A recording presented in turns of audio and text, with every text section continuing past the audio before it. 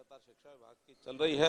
2 दिन पहले भी विभाग के लोगों ने अपने लेवल पर मीटिंग की थी। आज जितने भी शिक्षा विभाग से जुड़े हुए डिपार्टमेंट हैं, चाहे वो हायर एजुकेशन है, स्कूल एजुकेशन है, टेक्निकल एजुकेशन है, उन सब लोगों ने जो कुछ चिंतन किया था उसके ऊपर एक रिव्यू मीटिंग आज रखी थी।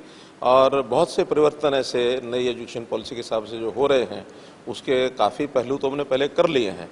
कुछ और अभी निकट भविष्य में, कुछ शॉर्ट टर्म में, कुछ एक मिडिल टर्म के नाते से, कुछ लॉन्ग टर्म के नाते से जो प्रोजेक्ट बनाए गए हैं, हमें लगता है कि 2025 तक हम न्यू एजुकेशन पॉलिसी अपने आप पूर्ण रूप से लागू कर देंगे।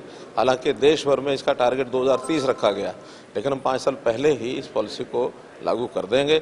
और इसके अंदर यानी बचपन 3 साल से लेकर के और हायर एजुकेशन के लेवल तक एक बहुत ही समन्वय तरीके से और सारी एजुकेशन को किस प्रकार दिया जाए ताकि एजुकेशन रोजगार परक बने, संस्कार क्षम बने।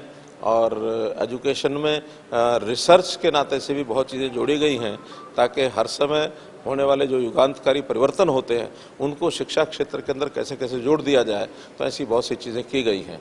नए पहलू के नाते से अभी 2 यूनिवर्सिटीज़ में, कुरुक्षेत्र यूनिवर्सिटी और रोहतक यूनिवर्सिटी, उसके अंदर केजी टू पीजी ऐसी शिक्षा का प्रचलन करने के लिए भी हमने निर्णय लिया है।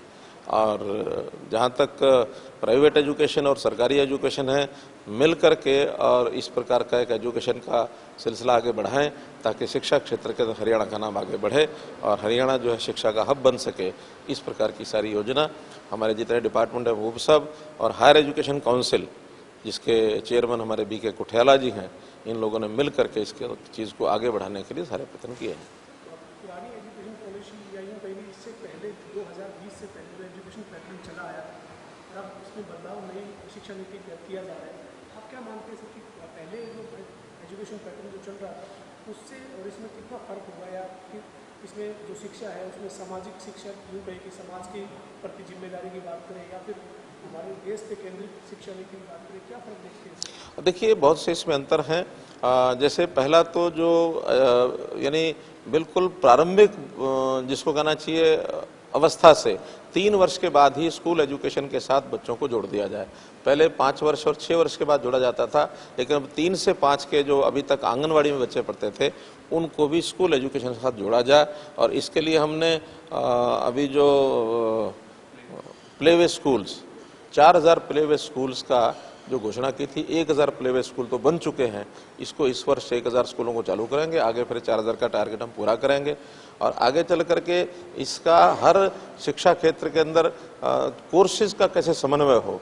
अभी तक डिवाइडेड एक जो सिस्टम चलता था कि टेक्निकल एजुकेशन अलग है तो साइंस एजुकेशन अलग है तो IT के एजुकेशन अलग है। अब शिक्षा चाहे कॉलेज है चाहे यूनिवर्सिटीज़ हैं, समन्वय करके शिक्षा के मल्टीपल जो कोर्सेज हैं उनको एक साथ जोड़ करके किया जाए। एक एक सब्जेक्ट की बजाय मल्टीपल जो सब्जेक्ट्स हैं, ताकि मनुष्य का ओवरऑल विकास होना चाहिए। वरना किसी एक फील्ड में जब नौजवान पढ़ाई करके और उस दिशा में चल पड़ता है तो उसको दूसरे विषयों का ज्ञान नहीं होता है। अभी मान लो कोई आर्ट्स पढ़ने लग गया तो आर्ट्स में जा करके MA कर सकता है, इससे ज़्यादा नहीं। अभी कभी भी बीच में इस प्रकार के सिस्टम बनाया गया है कि आर्ट्स से साइंस में जाना हो, साइंस में आर्ट्स में जाना हो, इंजीनियरिंग करना हो, या बीच में कहीं परिवर्तन करके लॉ करना है। तो ऐसे मल्टीपल साइड्स में व्यक्ति का विकास हो सकता है ताकि उसको समय समय पर आवश्यकता के हिसाब से अपना रोजगार प्राप्त करने के लिए, अपना करियर बनाने के लिए वो शिक्षा को शिक्षा क्षेत्र में बदल करके जा सकता है।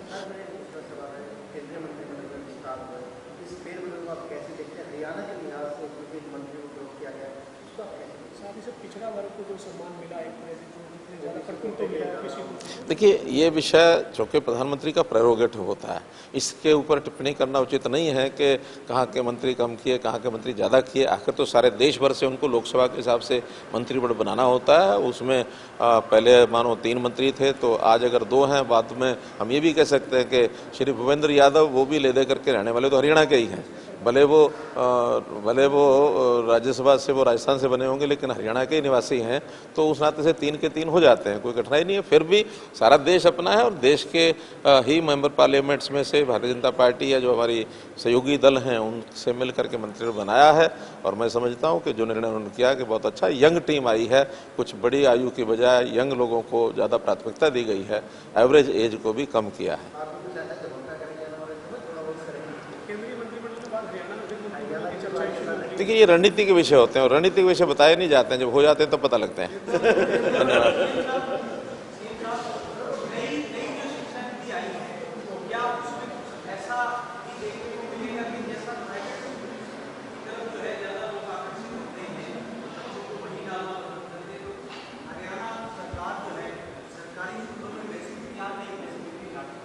देखिए, हम ये तो कंपटीशन का विषय है।